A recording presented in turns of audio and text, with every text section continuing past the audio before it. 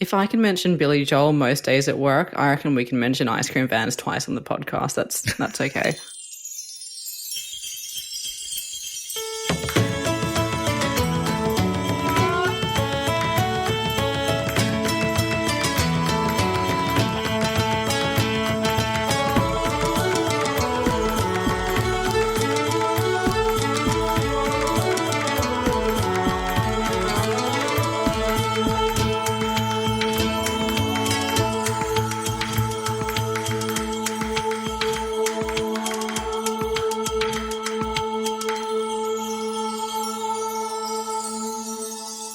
Hi, I'm Elizabeth Flux. And I'm Ben McKenzie. Welcome to Pratchat, the monthly Terry Pratchett Book Club podcast. Each month, we discuss one of Terry Pratchett's books or short stories, usually with a special guest. This month, we're reading the short story collection, Father Christmas Fake Beard, and as I guess people younger than me might say, it totally slays.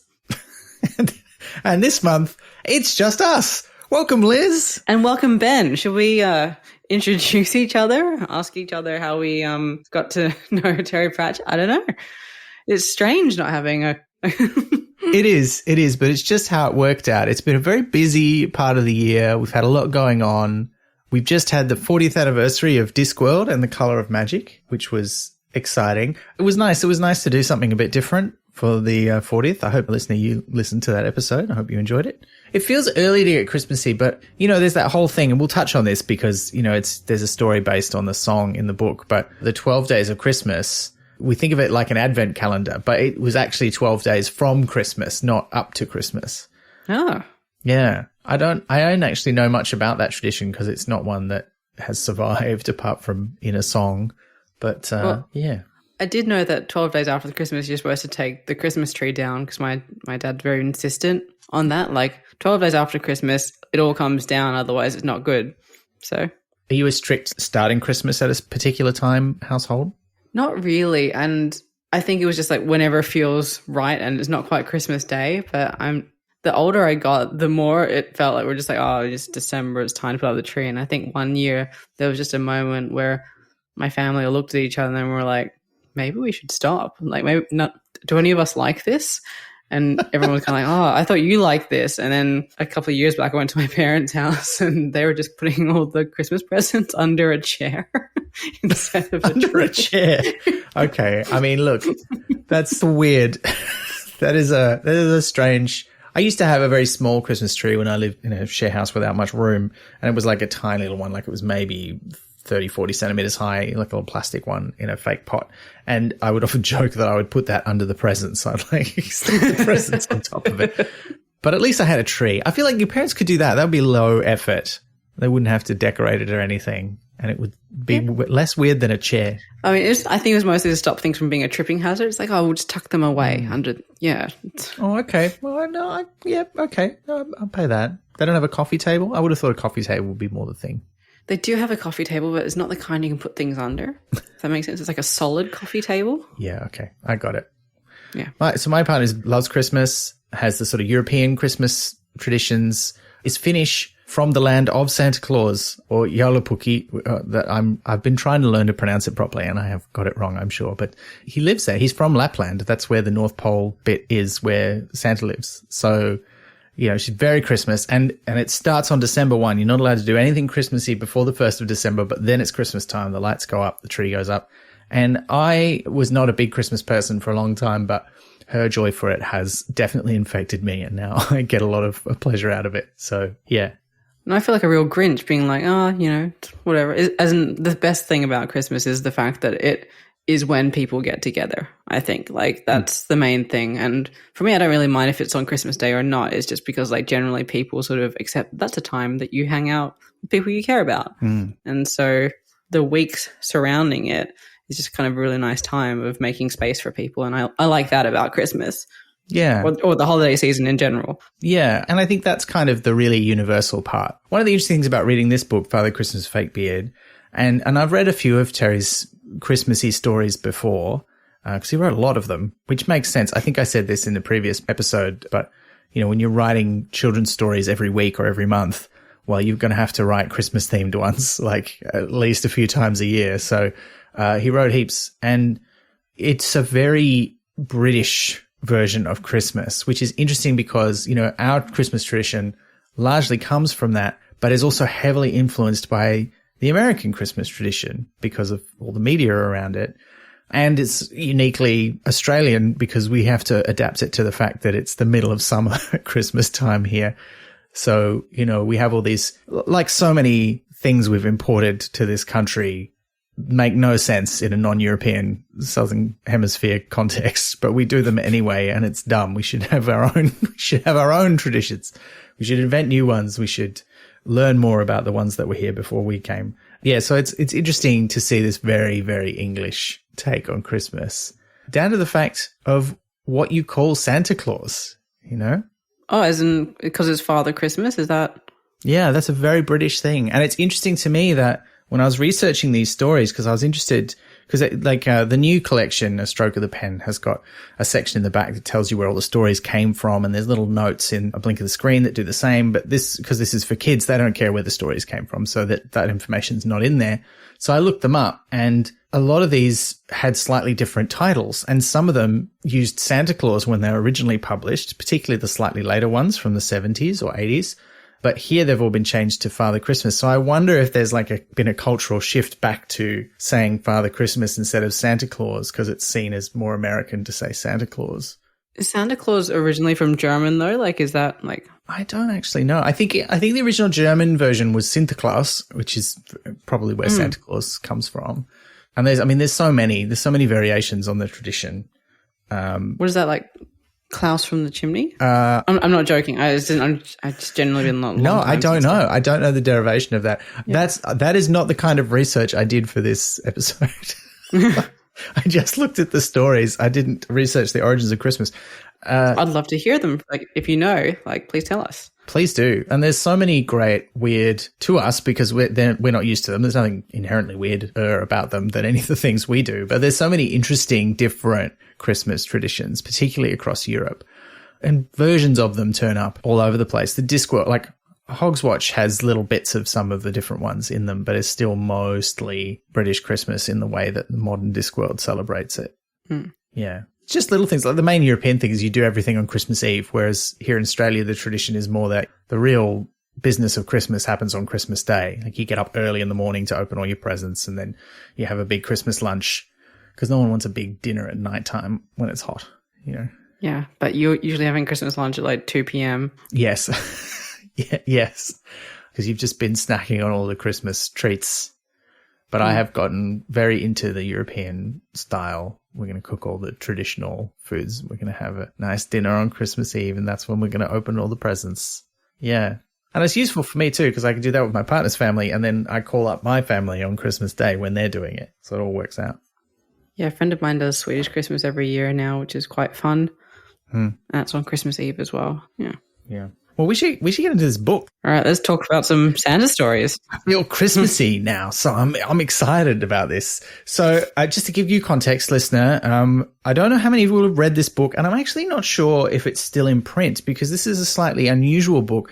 So there's several collections of Terry Pratchett's early children's stories, and these are stories he was writing for newspapers, starting in the late 1960s all the way through to the 1980s. He was doing this. And there's 4 of these books, but this one's a little bit weird because this one has some stories that have already been printed elsewhere, and we'll talk about that when we get to those stories.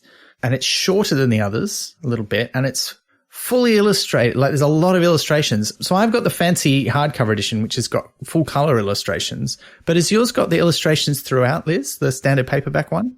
Mine has illustrations throughout, but they're not in color. Yeah, I think that's really the only difference apart from, it's a hardcover. It's also got this really nice, the end papers inside the hardcover are sort of this candy cane striped red and white. And then the book itself doesn't have anything on the front cover. It's just got the title on the spine. So it's a very nice book, but I don't know if it's still in print. The other 3 being, and we'll get to those eventually, The Witch's Vacuum Cleaner, The Dragons at Crumbling Castle, which is the first one, and The Time Traveling Caveman, which came out a couple of years ago. I think they're all still in print, but I don't know about this one. So hopefully you can get it. But some of the stories you can read elsewhere anyway, and we'll note that when we get to those. Ours were very easy to acquire. Like I got mine when I was on holiday in New Zealand. And Ben, where did you get yours? I got mine when I was on holiday in Hobart in Tasmania. So just a normal way to get a book. Yeah, just go on holiday to somewhere else. It's a really nice bookshop. I'll share this in the episode notes. One of the guys who ran the bookshop had bought the super deluxe illustrated edition of Good Omens and showed it to me, and I took a delightful photo of him that I shared on our Pratchat Instagram of him showing off the book and flipping us the bird to say, I've got this. It's a limited edition of like 100 or whatever, and you don't have it. But yes. And valid. Yeah. But look, let's get into it. They, appropriately enough, the first story, and we'll do these in the order that they're in the book, but the first story is actually one of the later ones. It's almost the newest story in the whole book. It's from 1989, and it is called Father Christmas's Fake Beard, although that was not its original title. That makes sense because Father Christmas's Fake Beard is a catchy title, but I don't feel like a great one for this one. But, oh, no, wait, actually it is great, and I have figured out why. Okay, you go with, explain what the original title was. You got it, you know. But yeah, interestingly, when it was first written and published, it was in the Western Daily Press. They did a Christmas TV extra, it was called, and this was like obviously a bonus bit of newspaper that came saying, here's all the cool TV shows that are on over Christmas, because the Christmas TV special, big thing in the UK, all of the big TV shows do special episodes at Christmas time. And this came out just before Christmas, printed in 1989, and then it was also reprinted in the same paper, but a few years later in 1992. But they didn't use this title. They printed it under basically like a fake headline, as if it was real news. So the first time in 1989, it was Santa Claus's chaos when he behaves just like Father Christmas should in a toy shop's grotto. And then the other one in 1992 was Old St. Nicholas causes chaos in toy shop. Strange events in Santa's grotto send shivers running through department store. Which I thought was kind of delightful, but it's too long. You can't use that title in a book. It makes sense in a newspaper. You also shouldn't be using a headline that long in a newspaper, but that's okay. Well, I suspect it was a headline and then like a subhead, but you know, I would love to see what that looks like. Surely someone out there knows. I mean, if we go to the right library, we can find a facsimile and look up what it looked like in the original paper. That would be pretty cool. Is there British Trove? There must be the equivalent. I mean, the British Library would surely have microfiche or something. Yeah. I don't know. It's worth looking up. Listener, if you've seen what it looked like, please let us know where we could find that. I'll have a look too, and if I can find anything, I'll put it in the episode notes, but I'm not sure we will find much for that. And this is hashtag Pratchat73 if you find it and want to send it to us. Liz, do you want to tell us what this story is about? Yes, so this is a delightful story where it's very clear from the beginning that Father Christmas has been employed to work as a department store Father Christmas until Christmas comes around. And it's done through a series of memos, like inter-office memos. So we learn a lot of interesting things about how it came about. Like the previous guy, it's all couch terms, but he's been stealing cameras. This guy, though, they're like, we found a good guy. He will bring his own uniform and he doesn't even need the fake whiskers. So he's going to be all right. But then in a series of back and forth between like the temporary sales assistant, who is Mr. Nicholas, and the personnel manager and security, we find out that all sorts of chaos has been going on because Santa's not sticking to the rules. Like Father Christmas is letting children choose what toys they want, and he's giving away things for free. And it sounds like the more it goes on, the more chaotic it seems things have gotten. Like you hear about like security's reporting seeing little faces around and the sound of toys being made and that kind of thing. And then Mr. Nicholas has the audacity to want to take Christmas Eve off because he's about to start a new job. But who has a job that starts on Christmas Eve anyway? So it's done very carefully, but like it is obvious what's happening, but it's just done in such a really nice way. Yeah. And just so passive aggressive in like snarky office speak as well. Yeah, Pratchett really knew what he was doing when it came to that sort of thing, didn't he? Worth saying too, I think that like a lot of the stories in this book and like a lot of his early stories, there's little things that crop up in his better known works. So, for example, the store that this is all happening in is the Arnco Super Saver store. And Arnco is the modern name for Arnold Brothers Est 1903 from Truckers. And a lot of these stories in this book, as we'll get to, also happen in Blackberry, although I don't think this one specifies, but that's fine. It's pretty fun. I do like that he says that he's from the north of Lapland. My Finnish loving heart was like, yes, he is from Lapland. That's correct, Terry. Thank you.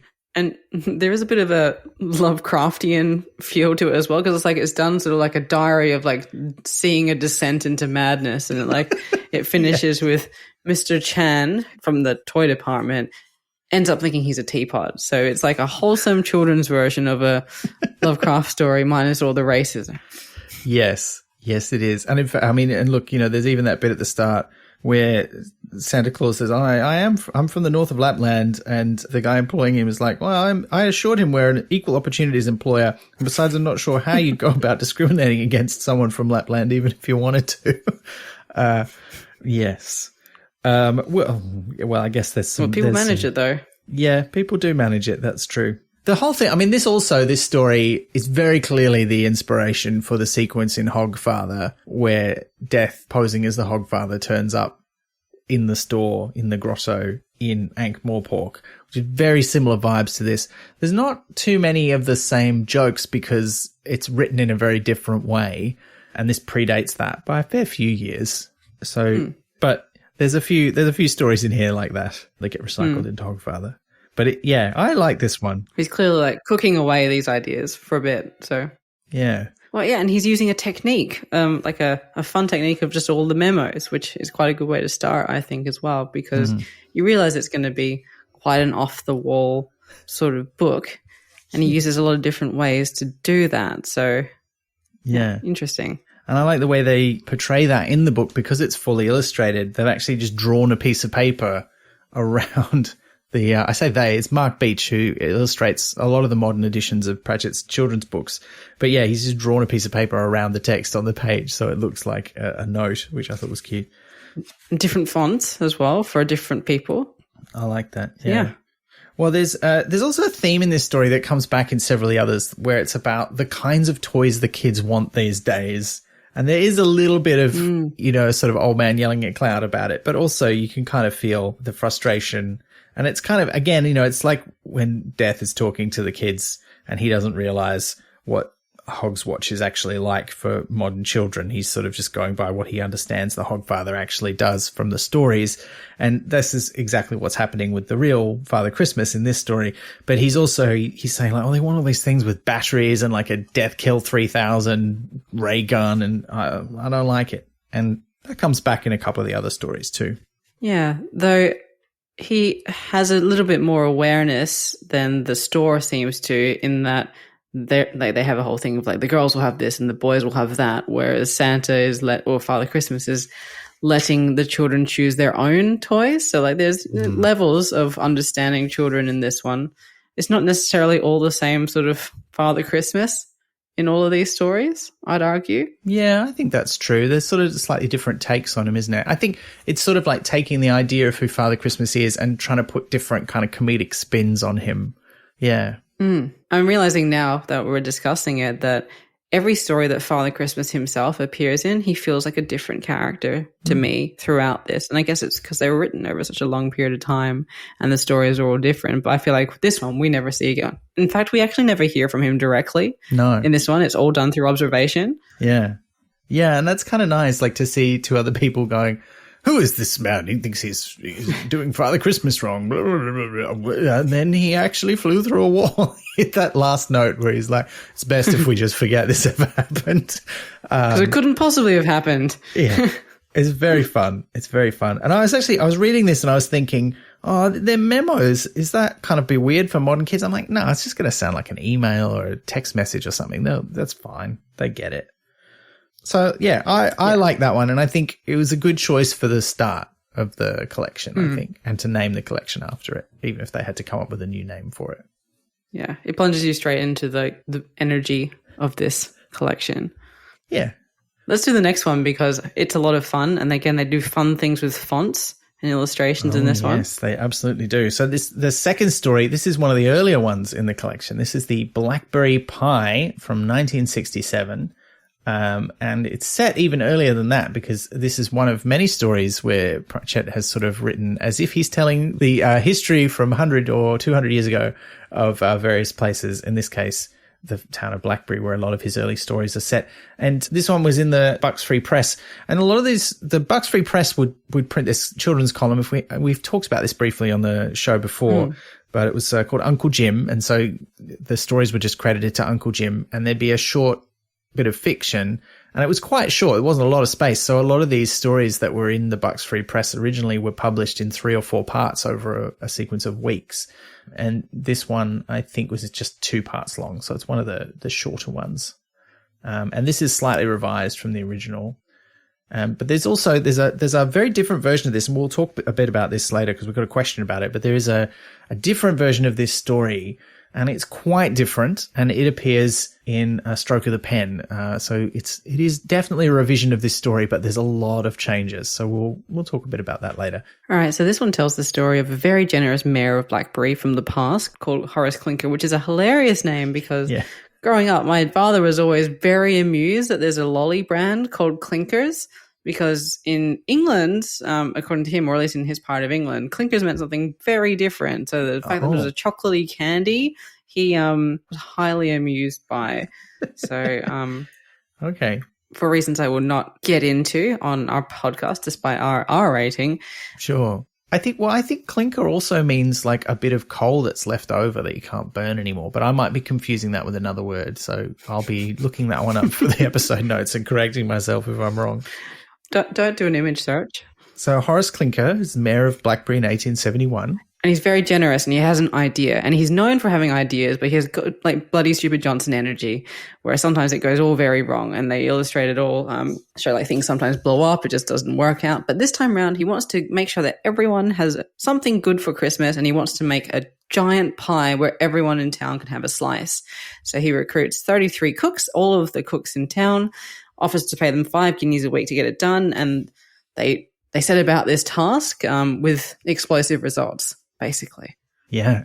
But it has a happy ending because, like, the spirit of Christmas, like, once the pie explodes, which is what happens near the end of the story, he's all despondent going, and now it's raining. But then it's pointed out to him that the rain is actually gravy. And so they start putting plates out everywhere, and they manage to catch most of the pie, and everyone has a great time, and they make plans for the next giant food that they're going to do. Yeah. So it's kind of lovely. They all have kind of lovely endings. Yeah, it's very silly, but a lot of fun and just a bit of nonsense. And I kind of love the mayor in this. I think the newer version is quite different in that the mayor doesn't really take part in the story apart from wanting everyone to get fed at Christmas, and he actually makes an order for lots and lots of reasonable sized pies, but the person that he's talking to mixes it up and instead orders one giant pie. And then Isambard Brunel, famous historical engineer, gets involved and builds the giant pie project. So it's quite different in the setup, but the basic what happens in the story is pretty much the same in the later version. The thing that I found distressing is not quite the right word, but when all of these cooks start preparing this pie, first of all, he's like, I'll pay you for the many weeks it takes. I'm like, won't the ingredients go off in that time? And then they start off with the pastry, which I guess is like the pastry at the bottom, not just at the top. But it looks like the illustration shows like a pastry that looks like a top crust going onto it. Anyway, I was like, you can't put the crust on and then do the inside ingredients.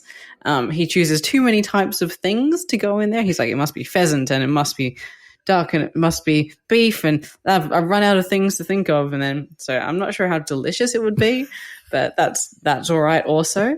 And then, as is a small theme in this book, like it's mentioned at least twice, that's enough for a theme. Steamrollers make an appearance to help roll out the crust, because you can't do it with rolling pins. But it seems like even in 1967, he had an interest in steamrollers, which I guess most listeners will know that he had a stipulation in his will that his hard drives would be run over with a steamroller to prevent things being published. So, yeah, I think steamrollers, big theme.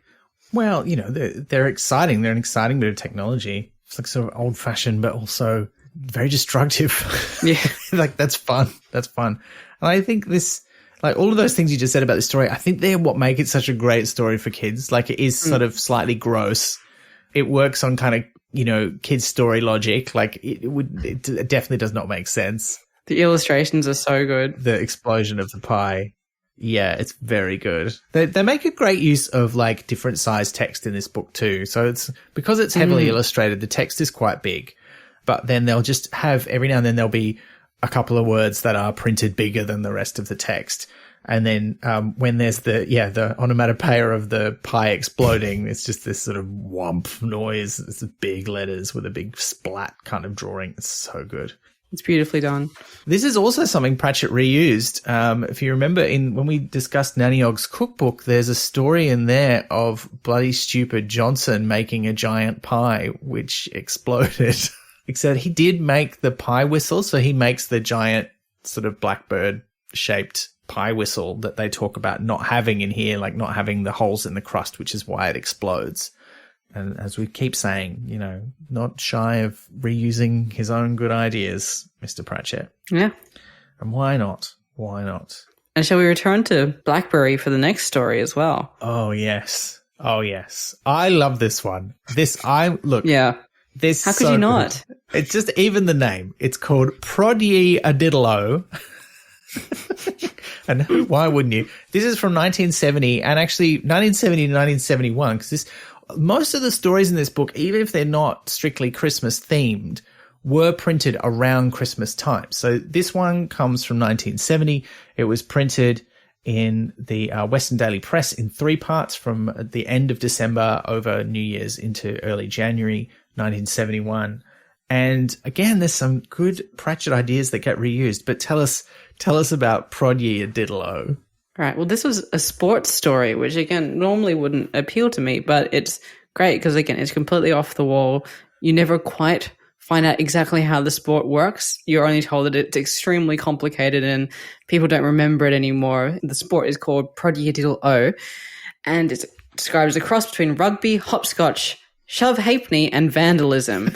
And he drops little hints throughout of how it's complicated. So like it's got a pitch with 23 sides unless there's a new moon at the time of the match when it had 109. There's a little diagram of that.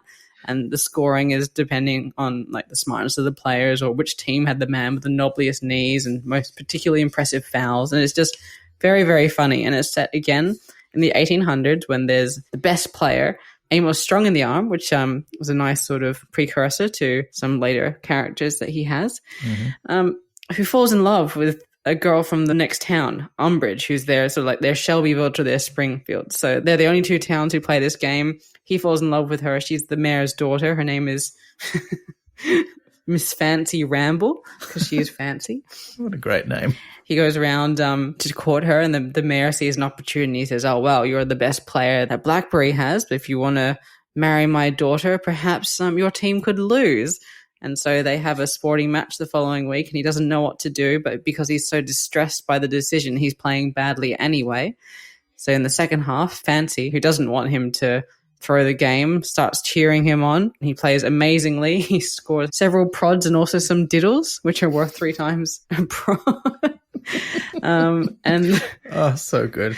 Everyone lives happily ever after, which is very charming. So yeah, it all works out in the end. And one of my favorite details is at their wedding, both teams sort of form an archway of honor with the knobbliest knees most proudly on display. So yeah, that's right. That was quite nice. Very cute. Yeah. It's also a story about a rivalry between these 2 towns, Blackberry and Umbridge. Umbridge, what a great name for Umbridge. A town. And yeah, I mean, look, this predates a certain other weird sport from a fantasy author by a good 2 decades. And I am disappointed that there are not Prod Ye a Diddle-O leagues around the world playing this game. I think we need to make that happen. Well, next time there's a convention, maybe we should try. Yeah. I mean, we'll have to come up with some safe rules. I mean, it'll be modern Prod Ye a Diddle-O. I think we understand that in the year 2023, we cannot play Prod Ye a Diddle-O by the old 1870 rules. It's just too dangerous. Yeah, so no rugby, just vandalism. Yeah. Just vandalism, knobbly knees, and the smartness of the players. It doesn't say how the smartness of the players is assessed, and it's also not 100% clear if the smartness of the players is how smart they look, as in are they, neatly turned out, or the smartness of the players in how clever they are. The illustration kind of suggests it's, how neatly they're dressed because there's a couple of people in bow ties. But I do quite like the idea of people running around in bow ties and shorts. Does that mean you have to be wearing like black tie but with shorts so that people can see your knobbly knees? Yeah, yeah. And also it doesn't say that the smartest dressed is good. Oh, that's true. Like maybe that's bad. That's true. It does not. It just says points were scored based on the smartness of the players. So, yeah. Yeah, whereas it's very clear that knobblier knees score more points, or at least the knobbliest ones score some points. It's not 100% clear there. Yeah, but there's just some very silly, delightful little details. Like we know Amos strong in the arm, and it's not strong. I also like the detail. It's not strong in the arm all spelt out. It's strong into arm. So it's very, it's very, I'm going down to pit, which I quite thought was delightful. And it's also set exactly 100 years before it was written, which interestingly, the Blackberry Pie is not, because the other stories that are set like in the past are generally set, like 100 years before the current year, but Blackberry Pie isn't.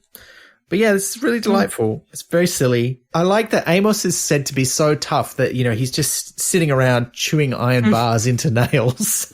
But then when he sees Fancy and he goes to talk to her, he's like got his cap in his hands and he's like all bashful and embarrassed and doesn't know what to say. It's very cute. And they like each other immediately and it's just very nice. Yeah, it is nice. And the illustration's very cute too. They're like, ooh, ooh, ooh. Although, I mean, it's a bit mean. Like, he's like, oh, she's so beautiful and she's the mayor's daughter. And she's like, well, I can't marry him if he's not a champion. So they are both a little bit shallow, but I guess that means that they're both well suited to each other. Yeah. And a great use of giant text when Amos zooms across the fields with the ball in his teeth. He catches it in his teeth. Oh, a lot of fun. Which is, well done, the ball on surviving, I guess, because if you can bite a metal bar into nails. Yeah. Yeah, that's some prodigious chompers he's got there. I like that he kind of has this pretense of this is real history, and he likes to say at the end of these sorts of stories, I'm sorry I can't say any more about it because it hasn't been played since 1901. It was too dangerous, and all that's left are these things in the museum. Just a nice little touch there. Yeah. Yeah. But that brings us to the next story, I guess. I was going to say, let's spend a very short time on a very short ice age. Yeah, I don't like it. There's not much to say about this one, is there? This is from 1978, so it's one of the latest stories. Well, it's kind of in the middle of the range of the book because there's a couple from the late 80s in here. But this one's from 1978 from not either of the regular papers that he wrote for. So the Western Daily Press and the Bucks Free Press were the main ones he wrote stories for. But this one was for the Bath and West Evening Chronicle, which, if I remember rightly, and I'll double check this for the episode notes, was the paper where he did not have a good time and he wanted to leave. So he was not there very long. I think that was the Bath and West Evening Chronicle. I did not remember rightly. In fact, I've got this backwards. Pratchett was probably happiest at the Bath and West Evening Chronicle, and it was the Western Daily Press where he had a bad time. The Daily Press was where he had his first panic attack, and in A Life with Footnotes, Terry says, I could not cope with the working hours on a daily newspaper. His other papers were weekly. He left the Western Daily Press after about a year in 1972, returning to his first paper, the Bucks Free Press, as a sub-editor. He wrote more Uncle Jim stories while working there for another year until scoring the job at the Evening Chronicle. The Chronicle was Pratchett's last newspaper job, which he held for nearly 6 years between September 1973 and April 1979. He wrote a fair amount of fiction for them, but relatively little of it has been collected compared to the work in the children's pages of the Bucks Free Press and Western Daily Press. From titles like What's More, It Can Make You Blind, Ho Yuss, and what we've seen in other collections, like Kindly Breathe in Thick Short Pants from A Blink of the Screen, it seems that his chronicle fiction was more adult satirical work that perhaps hasn't stood the test of time as well as the children's stories. And it was not originally called A Very Short Ice Age. It was originally called Snow, Snow, Thick, Thick Snow, which is not as good a title, I don't think. If it is the newspaper he was having a bad time at, it would explain why the story is infused with suffering so much. Like it's like a guy who's like just trudging through thick snow and everything, and then he accepts his lot and then is not what he thinks it is in the end. So it's just, there's not really much joy in this one. No. Because there is another snow story that is much more happy than this one. And I also don't quite understand the mechanics of it. So basically what happens is everything is covered in snow and we meet Rasmussen, who has been like, okay, I'm going to be an Arctic dweller. And he's making his way across the snow with this 2 square pieces of wood system, which I don't fully understand because it seems like he puts one down in front of him and he steps onto that and then he somehow pulls the other one around. It says he pulls it behind him, but surely he'd have to like pick it up and put it in front of him, and that's why he's making slow progress. And then there's a whole thing about a stick seeing how deep things are, and then he helps pull someone to safety, and they both walk on the things, but then they're not waterproof, so it snaps, and it's all just very, very difficult. And then he goes home, and his neighbor has dug out his own driveway, but that's made the problem worse for everyone else, which is, that's quite a strong image. And then he's like, oh, well, it's clearly the next ice age, so I'm going to try and make myself some shoes. And then he fails at that as well, and he's miserable for a bit about that. And then he's going to have another go, and then everything's melting and everything's fine, and that's all done. I didn't really connect with this one at all, and it feels like the sort of thing that you write because you have I don't know, like it's... Yeah. I don't feel the love of writing in this one. It's not... Look, I would agree with you. I don't think it's Pratchett's best work, this story. It has the feel of, I've read a lot of stories written by children as part of my work, and often they're great, but if they have a failing, it's that a lot of them are just a collection of things that happen that don't really string together too well as a story. And that's, that's part of my job, is to help them learn how to do that. And this has that sort of a feeling, like it kind of vaguely has a beginning, a middle, and an end, but it's like we don't know why it snowed. We don't know why Rasmussen is convinced it's going to be a new ice age. I mean, I think he says he read it somewhere, but it clearly isn't true. I saw it on BBC Two. That's right. I wonder, my thought when I read this was there actually a really big winter snow that year? Like, was 1978 just a year when the UK was covered in snow? And so Pratchett wrote this thing about someone who thought that was going to last forever. This time, my hunch is right. The Great West Country Blizzard of February 1978 hit the southwest of the United Kingdom only a week or so before Snow, Thick, Thick Snow went to print. So this story was indeed inspired by real life. The blizzard was one of the worst snowstorms to hit the UK ever, and was the worst in Somerset, Devon and Dorset. That's right on Pratchett and the Evening Chronicles' doorstep. The snow was 30 to 60 centimetres deep in many of those places. That's like a couple of feet at least. And the deepest measured 85 centimetres in Nettlescombe, only about 45 kilometres from Pratchett's home at the time in Roborough. But just as in the story, it was very short-lived. The big fall was on the 19th of February, but it was all over by the 20th.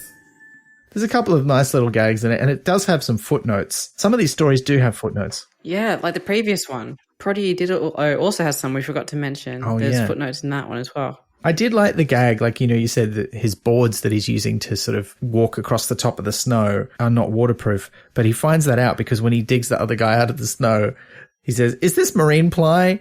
What's marine ply?" "Well, marine ply is waterproof, so it doesn't split." I was like, that's a good gag. I enjoyed that. Yeah. So there is some joy of writing in there.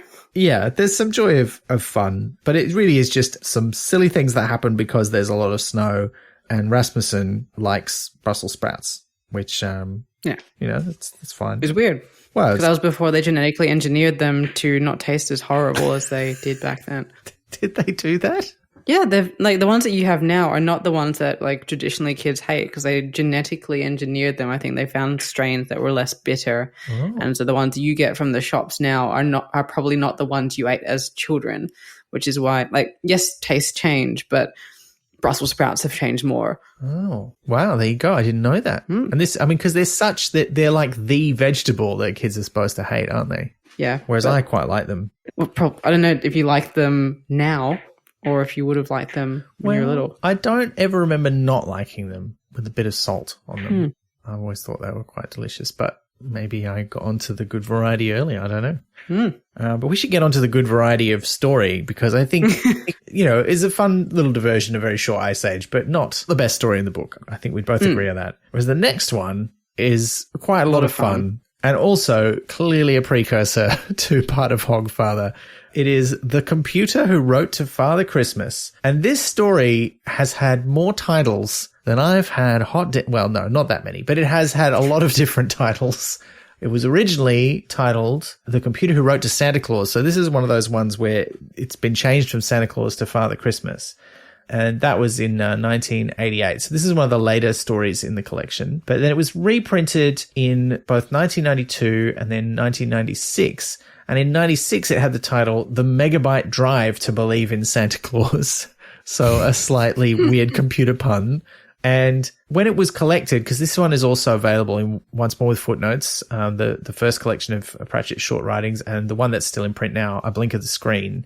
And he kind of remembered it from 1996 and said that was the original version, and said it was originally titled The Megabyte Drive to Believe in Santa Claus. But it was printed after that in 2001, and that's the version that appears in those collections.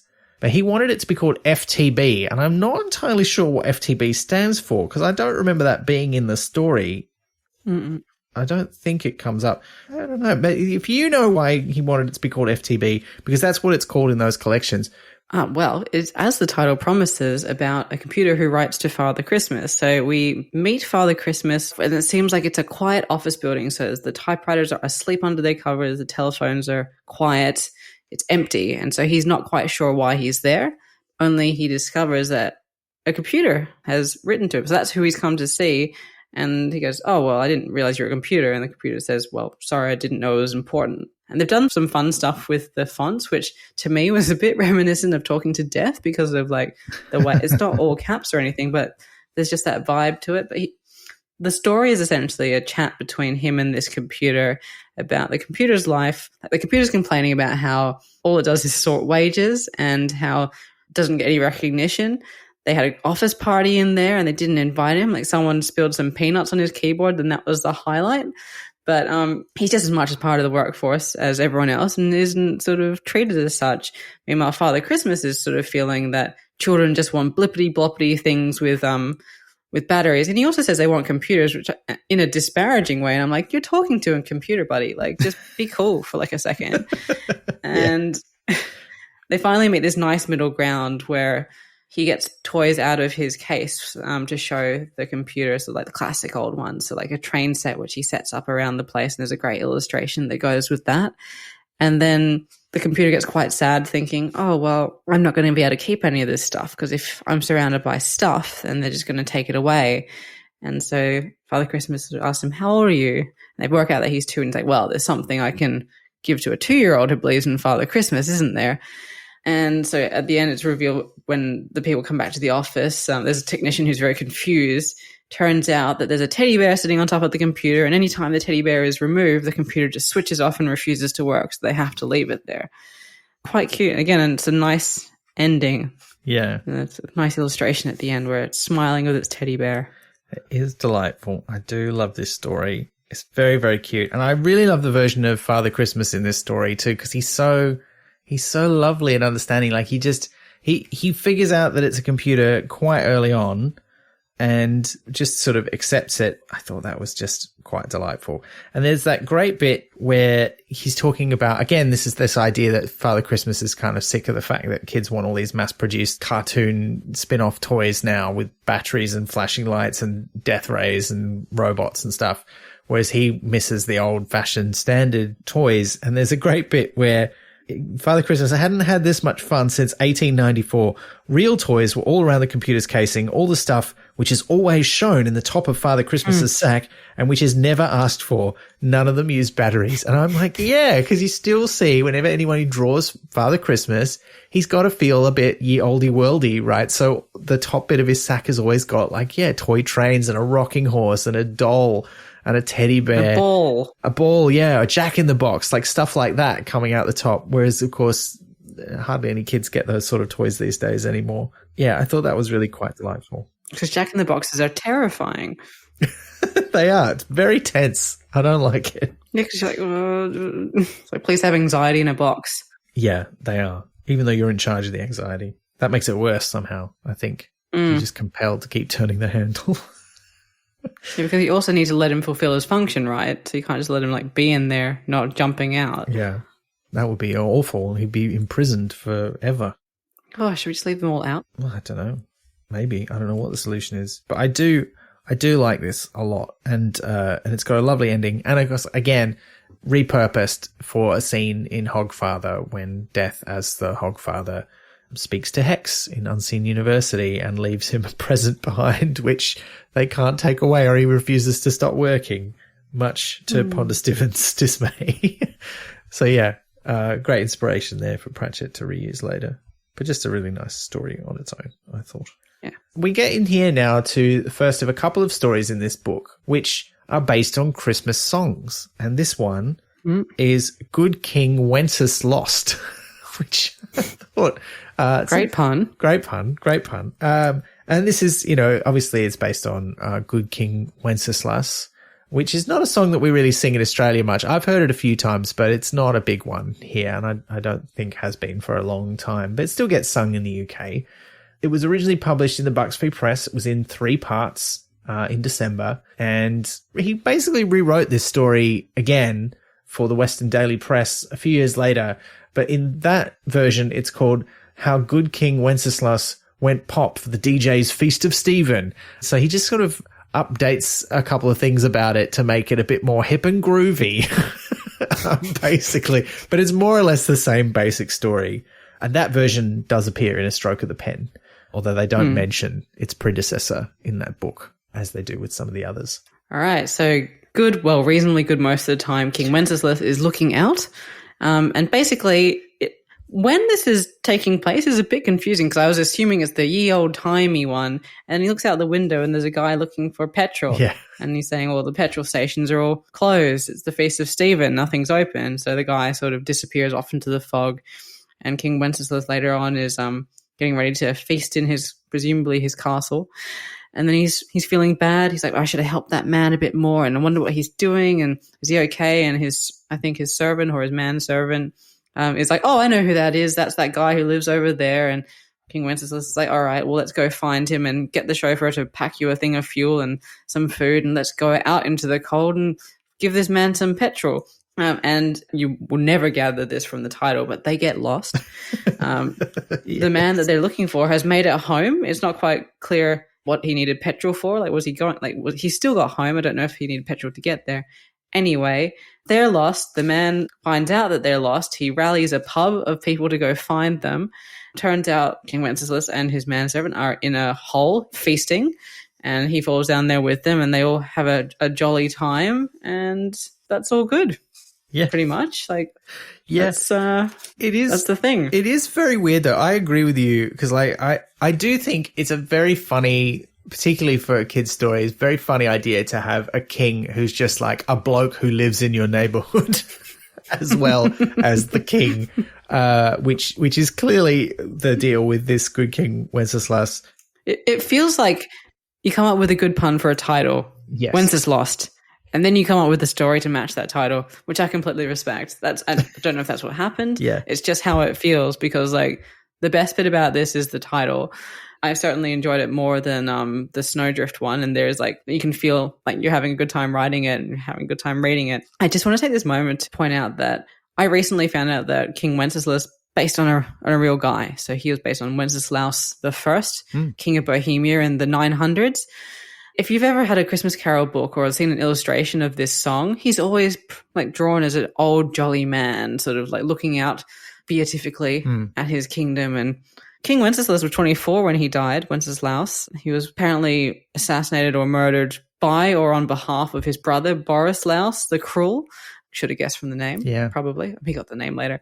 But yeah, he died young and apparently was quite nice, and it was not really the same vibe as the song. Yeah. I guess the song was probably written considerably later. He'd become a legendary figure. But do you think there's a thing you can't be a good, kind king if you're young? Well, that's why illustrators draw him old. Maybe. I mean, you're a prince if you're young, and you're a king if you're old. Yeah, I think people just think about a king as being older, don't they? Yeah. Oh, he also wasn't a king; he was a duke. So there's also that. Oh, right. In real life, he's just a duke. Yeah. I mean, just a duke. I'm not a duke. Just a duke. Come on. You're not a duke? Wow. Okay, I'm leaving this podcast. Oh no, I've ruined everything. But he inhabits in the story. He inhabits a weird sort of reality where, first of all, he just lives down the street from you. Second of all, he speaks more or less in the words of the song at various times. he knows what petrol is and understands that, because that's also a joke. Like, you know, in the song, gathering winter fuel is like the peasants trying to gather sticks to burn, whereas here he's actually looking for what we would think of as fuel, which is petrol. But they know what petrol is. They've got some, but they just go out walking on foot in this horrible snowstorm instead of taking a vehicle of some sort and get lost. And then later on, Don Quixote energy. Well, when they're sitting around like waiting to be rescued in this sort of snow cave that they've fallen into, they're singing the song. So they know the song. It's so weird, but it's so, it just works. It's just so weird. It works. Is he really like a King Wenceslas, or is he just someone who's super into the song, calls himself that? His friend humors him. It's just Don Quixote. But like this guy. Well, it could be. I mean, he does have a page, and he is able to knight the other guy, Abel, I think his name is, so that he never has to go gathering fuel again. Although I don't know how that works. Presumably he's still got a job. Maybe he doesn't need a job. He doesn't have to go anywhere. He can stay at home, at least at Christmas time. Yeah, it is weird. I don't know, but I don't think it really matters, because I think the point is, if this song happened today, how silly would it get? And pretty silly is the answer. I do like the bit where they get stuck in the snow. They're walking through the snow, and the king has Clarence the page on his shoulders, which I think is nice. It shows that the king is not above doing the manual work, right? He's carrying his page so that they read a signpost over the snowdrift. And Clarence says, the signpost says, if you want to go anywhere, don't start from here, which I thought was a great gag. And that's how they know they're lost, is they find a signpost that says basically you're lost if you're here. So I enjoyed this one. I thought it was great. There's a lot of joy in this one. Very silly, but a lot of fun. Which is kind of how I feel about the next one as well. The Weather Chick. I saw this title. I was like, I don't know what this is about. But it's kind of got a double meaning, I think, in this story. So this one's from 1971. And was from the Bucks Free Press. It was published in 4 parts in September and October. So this is kind of the one that's furthest away from Christmas in terms of when it was published. But it's still kind of in the lead up to winter. And I think it fits. It's not really Christmassy or wintry that much, but I think it kind of earns its place in this collection. Yeah. And I thought it was fun.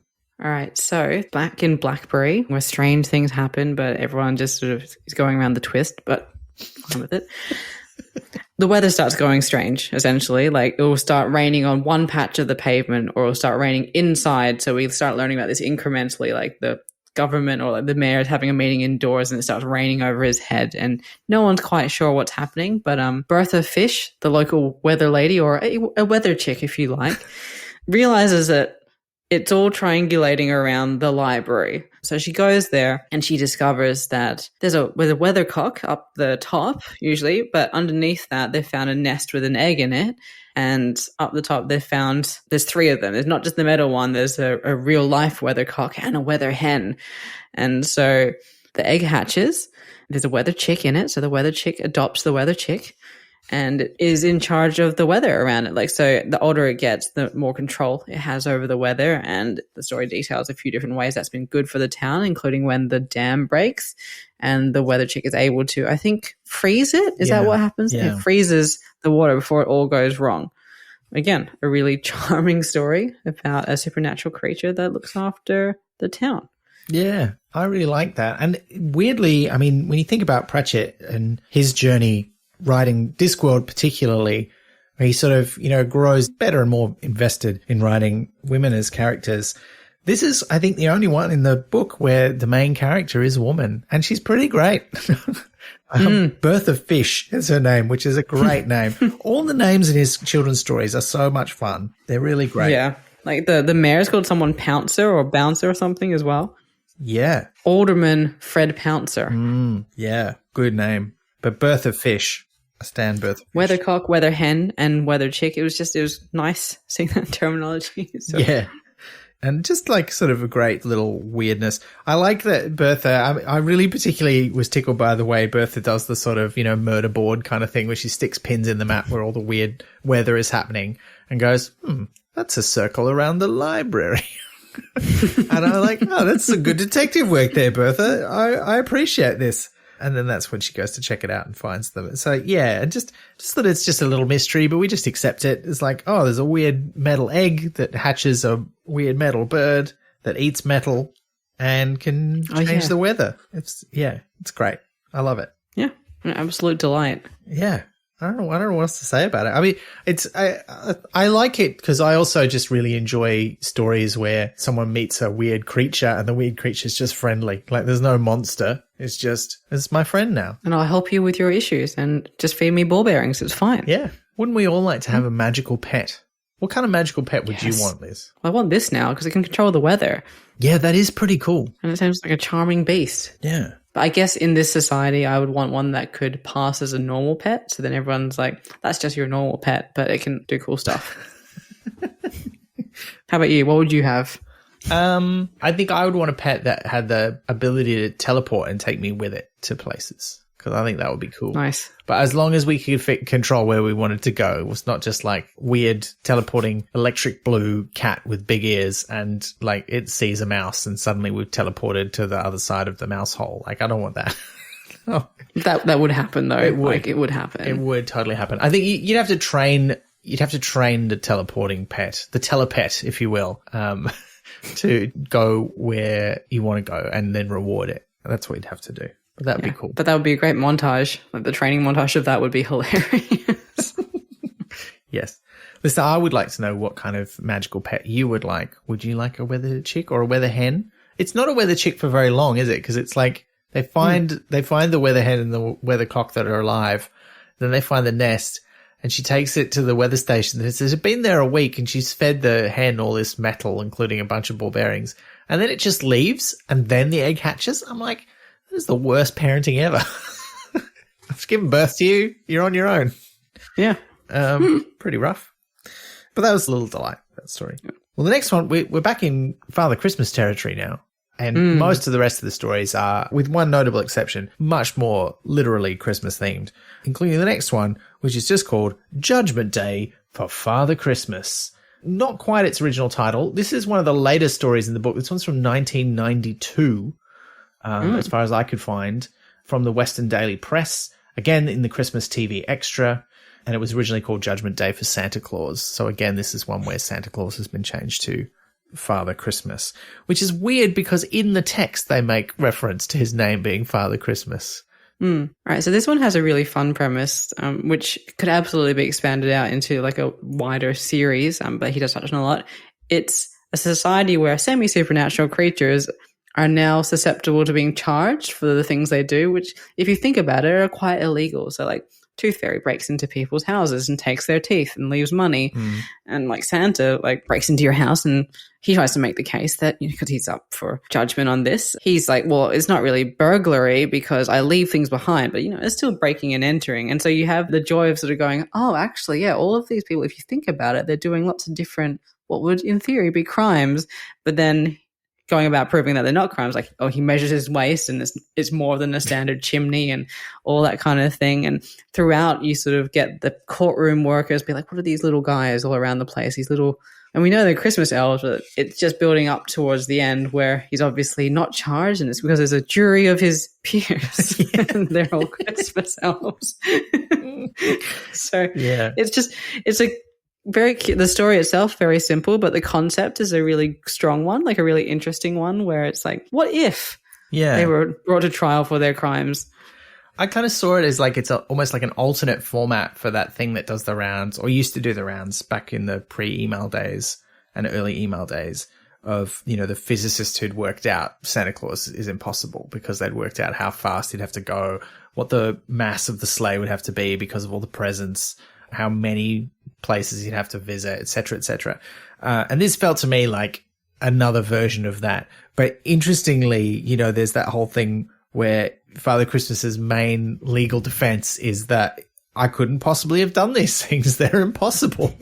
And I don't exist. Or as we would call it in legal terms, he's pleading that he is not guilty on grounds of diminished existence, which was a delightful bit of nonsense legalese. It's great. I'd absolutely read like a series of these where all of them face their judgment. Yeah. There's some very funny little bits of this, actually. I think some of the best jokes, I don't know if it's the best story, but there's some of the best jokes, I think, in the book are in here. The judge says a lot of very funny things like, you'd say that people don't believe in you. Well, in the 1990s, we believe in a lot of things which aren't real. Father Christmas is at least as real as a great many other things I read about. And again, he's calling him Father Christmas. And even the story starts with him saying, why father? Are you a religious person of some persuasion? Which I thought was very funny. And his answer being, not exactly. Very telling. Accurate. Yeah. And there was one other, what was the other? A saint, but well, to some. St. Nicholas. Not to this judge, apparently. Not at all. I did like also the bit where after he claims it can't be an offense, I'm leaving presents behind when I break in. The judge says, I'm afraid he does not understand English law. Absolutely anything can be an offense and frequently is. And then he has a go at the French for no particular reason. I mean, there's a few goes at the French in this series. Like, one of my favorite jokes in one of the upcoming ones is le cackle. But yeah, we'll come to that. Yeah. Well, and also there's the thing like you were saying that they've changed the law to apply to quasi supernatural people is the phrase they use. Well, that's an EU directive. And I think at the time when this was written in the sort of early 90s, this was still when the whole EU thing was a bit contentious in some circles, and people like to say, well, they're imposing some rules on us that we don't like. We all know how that ended badly. So we won't go into that. But yeah, and then it ends, Abominably? Abominably. Yes. Yes, it did. I do like the end joke just before we get onto that abominableness where he's like, oh, well, I'm glad this case is over. What's the next case? And they say, attempted murder by means of an armadillo malade. And you're like, okay, sure. Why not? Is that a reference to something? Because I was like, I don't think racking my brains. I'm like, is it like a misunderstanding of like the cask of Amontillado? But I was like, no, that's thinking too hard. Just because I've been watching Edgar Allan Poe things recently. But yeah, I like where you went with that, but I think it's just a bit of fun nonsense. Yeah. But let's return to Blackberry Liz. Now, this next story is probably the best known one in this collection, but it was originally published in the Bucks Free Press at the end of December in 1968 into January 1969. It was in 4 parts, so it's a slightly longer one. Not that long because the parts were very short. But, you can kind of see where they were when you're reading the story. And it was adapted for television by Narrativia and Eagle Eye Drama in 2021. And it's called The Abominable Snow Baby. And the fun thing about this one is it is referenced in the earlier story, as in the earlier in this book story, Prodiadillo, where it says the town of Blackberry isn't just famous for huge pies and scary snowmen. And I read that because I hadn't read The Abominable Snow Baby before this collection. I was like, oh, is that just like a fun thing that they've tacked on there to be like, look, there's things that happen in between that you don't know about, or is there a story that's not in here? And so I was quite surprised to come across that story later because it seemed like an odd thing to just like I would have put this story where Prodiadillo is and put Prodiadillo around it, not necessarily exactly here, like you want to have the pacing go well, but I would have put them the other way around so that we had the snowman one first, or edited it so we're not referencing the snowman before we get to the snowman story. But I don't think it works as foreshadowing. Yeah, well, it was just confusing because this was originally published before Prodiadillo in the same paper a couple of years before, but I think he also did write a separate story about an abominable snowman, not just this one, which may have been closer to, I'll look up when that one was published. But this one is not an abominable snowman, it is an abominable snow baby. And I quite like the cast of characters in this, Liz. So this one centers, at least initially, on Albert Scroggins, who is the caretaker of the town hall with his cat, Frambly. Great cat name. Yeah, gets a good sort of appearance in his too. But he opens the door one day and it's just snow and he's quite worried about his grandmother, which is very touching. So he starts digging a hole underneath and someone is digging a hole the other way and it's his grandmother who was worried about him. And she's like, what is it, 98? And she's like having the time of her life. She's saying, oh, everyone's doing adventures. They're setting up a thing over here. It's actually quite nice under the snow. It's not too cold, unlike out there. So she's like, I'll come show you where everyone is. They're all like doing the stuff. So she goes, takes them over. But it turns out that there is an abominable snowman who has frightened people, pops up out of the snow, and everyone freaks out except for Grandma, who's like, oh, I think he's just a baby. He hasn't got teeth. He's little. They're like, he's 6 foot tall. She's like, no, he's fine. So she sort of takes this abominable snow baby under her wing, looks after him. He's getting bigger and bigger and bigger. And all of a sudden one day, a much bigger one shows up, and it's the mum snow mum, the abominable snow mum, picks up her baby under one arm and the grandmother on the other one, and they head off to the spooky area even more, which, despite being surrounded by council flats and libraries and all sorts of things, is one of those areas untouched by time, unexplored. And people go off to go find the grandmother and rescue her, but everyone gets spooked out one by one except for Albert. He gets to the cave where they're being kept, and actually she's being treated quite well and everyone's getting along fine. And he and his grandmother take an opportune moment to sneak out, and it ends happily ever after. Yeah, it's so cute. I can see why they made this into a film, really.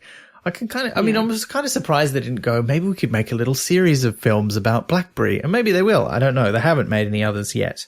But there's just some really fun little bits. That area where they go, that's Even More, great pun name, which is where Rincemangle, the gnome, comes from, who is the gnome in the short story Rincemangle, the Gnome of Even More, which is basically an early draft version of Truckers, because he goes into a department store, meets a bunch of other gnomes and saves them, brings them up to Even More.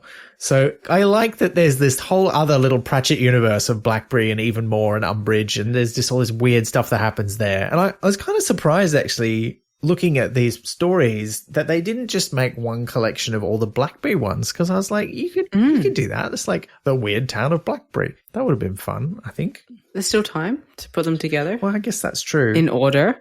Yeah, in order. That could make sense. I'm going to have to compile a list of which ones are set in Blackberry, because there's quite a lot. I will do that. And there's some that could be set in Blackberry, but we don't know for sure. Yeah, they're just sort of in a nondescript town, aren't they? That could be Blackberry. Does the computer one take place in Blackberry? Because that could be Blackberry. It doesn't say. It's just an office, isn't it? You don't really find out where the office is. So it absolutely could be Blackberry. Because the ones that don't say they're in Blackberry generally don't say where they are. So they could absolutely be there. So that could be fun. But I do like that this has got some great footnotes in it. There's a bit early on where the snow's so deep that people are digging tunnels under it rather than trying to shovel it out of the way. And it says, it was as quiet and white as the inside of a ping pong ball. And then the footnote says, though Albert Scroggins had never actually been inside a ping pong ball, so he did not know if in fact it may have been full of very tiny creatures having a noisy party. Which is just a delightful image. I love it. And a potential spin-off story. Yeah. The jokes kind of get better, I think, as the stories get a little bit older. I mean, I say that. This one's from 1968, so it's still quite an early one, but there's some good jokes in this. I really dug it. Yeah. I don't know if he edited it a little bit. I think he might have. So there's a couple of these ones that did get a little edit later on, even though they hadn't been republished except in these books. I'm not sure if this is one of them. Without access to the original ones, it's a little hard to tell. But we know that in the first 2 volumes of these early children's stories, he did sort of tweak them a little bit. But the way he talked about it, he didn't change them very much. And, I don't think he really needed to. No, it's fun. Fine just as they are. All right, let's do another one that's based on a song. Yeah. So this is the 12 Gifts of Christmas. Again, quite an early story. So originally from 1968 in the Bucks Free Press, printed in 3 parts just before Christmas. And the last part, this is an interesting tidbit I found on Colin Smythe's website, which is where I got a lot of this information from. He's got a really good record of where Pratchett's short stories were all published. But he did an illustration. This one has the new illustrations by Mark Beach, but the original one that he did does appear in A Blink of the Screen. It's at the end, and it's just a picture of all of the characters in the pear tree, and it's quite delightful. Spoilers. But that was printed originally under the title The Prince and the Partridge, and that's the title that it appears under in A Blink of the Screen. But here it's called The 12 Gifts of Christmas, and I think probably those titles are giving the game away a little bit, so I can kind of see why they might have changed it to The 12 Gifts of Christmas. All right, so this one starts off with the prince, and it starts with Once Upon a Time. That's always a good start, which is a great opening line. The prince is from the land of the sun, and I'm going to skip over a few bits. He suddenly comes across Princess of the Land of the Moon and wonders how he can marry her because they fall instantly in love. And he gets some advice from a bird in a tree that turns out to be a partridge, and that tree is a pear tree. And he's like, oh, well, her father's got this very specific stipulation for what you need to do in order to marry or woo her. All I'll say is she has promised to marry the first man that gives her a Christmas present that dances, leaps, plays tunes, makes a beat, carries pails, hisses, swims, lays eggs, can be worn on one hand, sings, cackles, coos, waggles its eyebrows, and is good to eat. All at once, let me add. And the prince is like, okay, what about a parrot? He's like, no, the rainbow guy tried that. That won't do. So he goes away. He gets his best minds on it. They still struggle to come up with it. And the partridge suddenly shows up and is like, I got a solution for you. And he's like, okay, well, didn't realize you could help, but here we go. And as you can probably guess from the title, he rustles up a whole bunch of quite familiar figures, gets them all in a tree, and gets them to do their thing. And so there's a fantastic sort of page where he gets all the noises are done in different fonts and different sizes. My favorite, as I alluded to earlier, was the 3 French hens who are saying le cackle, which is yeah, that was great. And the king and the princess like, this is great. Yeah, this is exactly it. You can marry her. That's fine. Very good. Well done. And they're all very happy, and that's how it ends. The partridge is like, you're welcome for all the help, but I would like to, at the wedding, perform a song about all this, if that's all right. And they're like, of course you can. And I was like, that's very funny, like, because it's all based on this thing and the song's going to be in it. And then not only does he perform the song at the wedding, but he's instantly made prime minister on the spot. Well, he's a very smart talking partridge. I love the partridge in this. He's one of my favorite characters in the book. I just love a lot of things about him. I love that he is like the origin of the song. He puts himself in the song. I love that he has the solution and he gives it to the prince, but he just turns up with it. And the prince is like, what are you doing here? He's like, well, I can help you. He's like, well, I didn't know you could help me. He's like, you didn't ask me, did you? I knew all the stuff about this. I could have helped you immediately. I thought that was very funny, even though the wizards don't know what to do. Yeah. Yeah. And I also like that. He's very good. It's not so much that he's come up with a genius solution that really solves the riddle. It's more that he's done something so ridiculous that the king thinks it's hilarious and it's good enough. And I thought that was kind of nice as well. That's certainly how it felt to me anyway.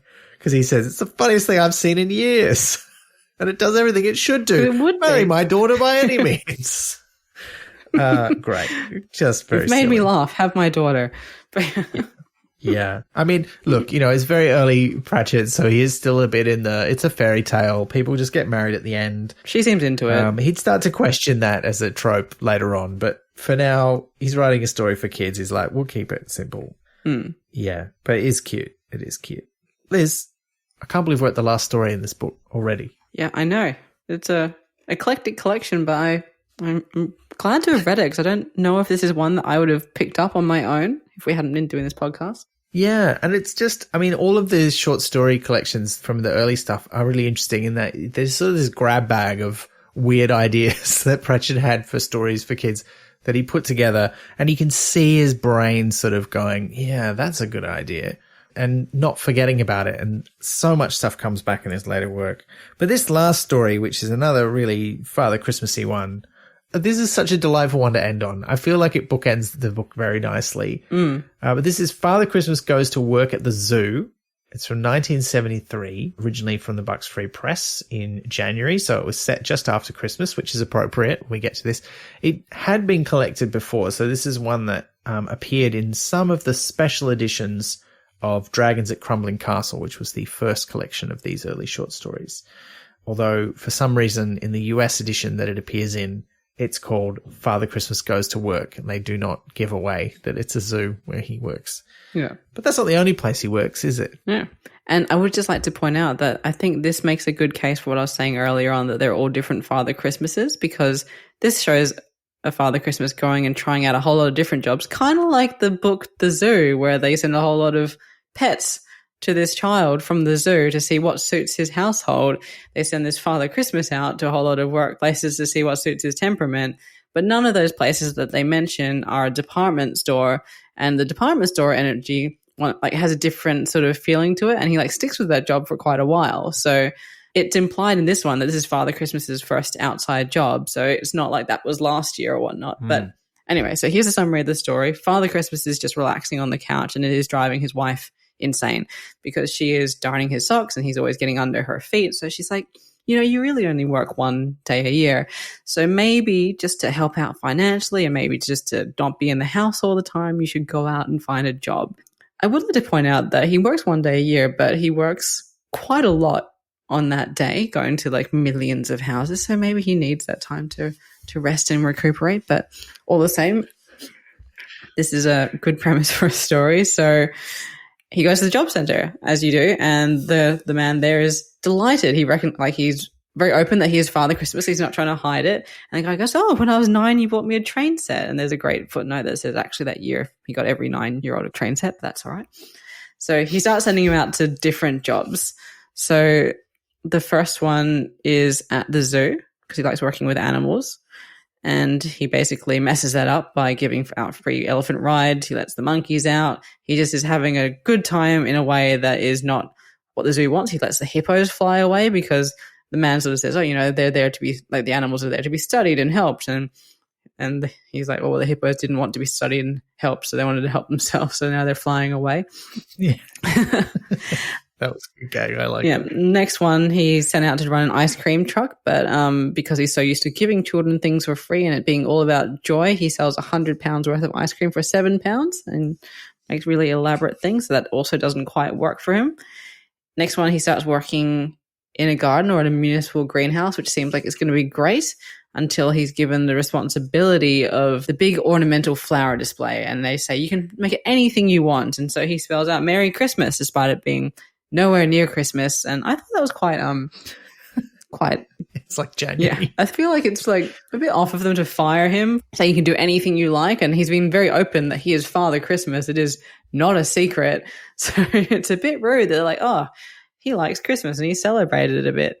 So it's looking all very glum and bad. He goes home to his wife and they're like, oh, well, I'm not sure what I'm going to do. And the guy from the job center shows up and he goes, you didn't tell me you're 600 years old. You should be getting a pension. In fact, you should be getting back pension for all the 500 plus years of pension you haven't had. And so everyone lives happily ever after and has a cup of tea.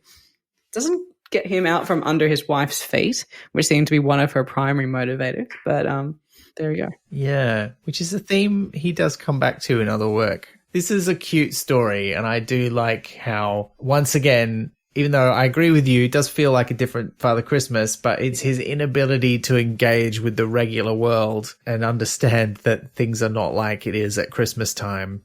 It's that weird dichotomy in all fictional stories about Santa Claus that posit him as a real person, where he does the things that he does in stories, but then he enters the real world where that clearly doesn't happen, and the two things then clash.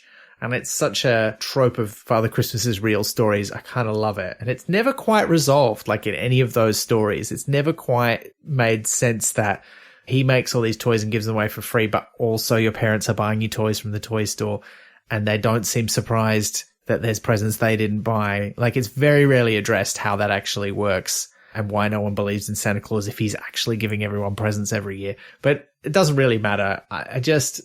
His interactions with the animals, with the kids buying ice creams, with the gardeners, it's just quite a delightful story. Yeah, and again, I reckon it'd make a beautiful film as well. Like, it would just be quite fun to see all these scenarios. I mean, you can see them in your brain when you read them, but I think it just make a quite nice animation. It would. I mean, I feel like, yeah, you could make most of the Father Christmas stories into little shorts and they'd be quite fun. Mm. Yeah, I agree. I don't know there's much more to say about Father Christmas Goes to Work at the Zoo. You mentioned my favorite gag, which is the one about the hippos wanting to save themselves. That was great. Mm. It made me wistful for Mr. Whippy vans. You don't see them much anymore. Oh, I heard an ice cream van like a month ago, and I ran out to see if I could find it. And it was just like on the other side, like in an inaccessible part of the road. Yeah, they're like ghosts now because they kind of come down a side street.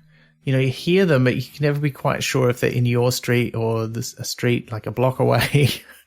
Yeah, I hope one turns up in my neighborhood this year. I'm pretty sure I heard one last year, but then I couldn't find it. So I hope one comes around. Can you request them to a neighborhood? Like, how does it, or do they have like trackers on them that like you can follow these days where you can be like, oh, it's coming around to near my neighborhood. I'll be around and not wearing my non-outdoor pajamas at that time. Well, they're kind of the original food truck, aren't they? Because they sort of predate all of the sort of taco trucks and burger vans and all that kind of stuff. So you would hope that they would be on those food truck tracker app things, wouldn't you? Yeah. I'm going to have to look that up. We'll see if we can find. We love to hear your favorite ice cream van stories.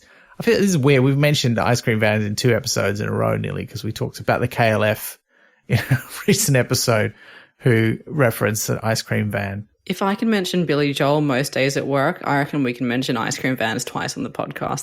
That's okay. Do you mention Billy Joel all the time at work? Is that a thing? He comes up in conversation quite often because I bring him into conversation wherever possible. So, Well, I mean, that brings us to the end of the book. As a collection, what do we think about Father Christmas's fake beard? I think it is a good collection where I would happily, well, not happily, but how to say this kindly, there's a few that I would cut and it would be stronger, I think. Like, I think it would strengthen it to lose 1 or 2 of them.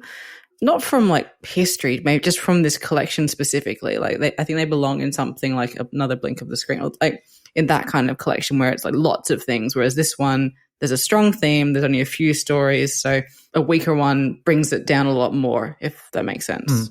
No, I get what you mean. And it's not like there are several Christmas-themed stories in A Stroke of the Pen, not just the alternate versions of a few of these ones. So, yeah, there now are more that could have been included here than we've seen. It's interesting because like the other Christmas one of his that we've talked about, we did a whole episode about it, was 20 pence with envelope and seasonal greeting, which is the sort of really weird Lovecraftian horror of the future as seen through a mystical doorway that works like a Christmas card. Very, very weird, great story, but not for kids. Not that there's anything horrifying in it for kids, but I think they just wouldn't get it. It's a little bit too sophisticated a parody of Lovecraft for that. And not just Lovecraft, but that sort of Victorian horror. Yeah, I think there's a few others that maybe could have come in here, but I like it.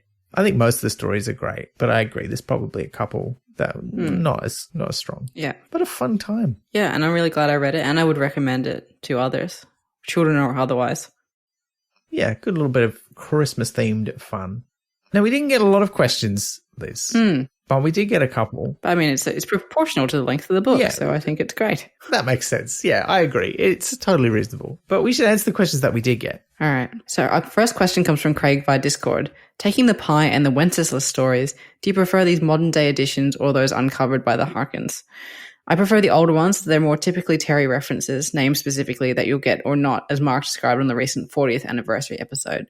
Maybe it's because I am a civil engineer. I love the IKB references. However, it wasn't nice at all to see the monster that was Jay Savile in the Wenceslas story. Even so, the older works are more palatable for a not-so-young anymore reader. So I didn't recognize the Savile reference. Well, he's not in the version in this story. He's in the one that I mentioned, the what was it? How Good King Wenceslas Went Pop for the DJ's Feast of Stephen. So that's like, it's trying to be cool, and that's the one that's got the Jimmy Savile reference in it. There's a character called Jim Sponge, which is meant to feel like him, but it's not him. So yeah, that is a bit, oh no.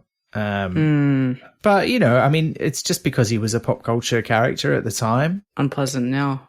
I can't compare, actually, because I haven't read the other ones, so I'm going to have to put a pin in that one. That's fair enough. The Wenceslas one is interesting because it feels like it was just sort of updated to be a bit more modern and have a few more, like I kind of jokingly said before, like a hydrogen station rather than a petrol station, to like feel groovy. but it reminds me.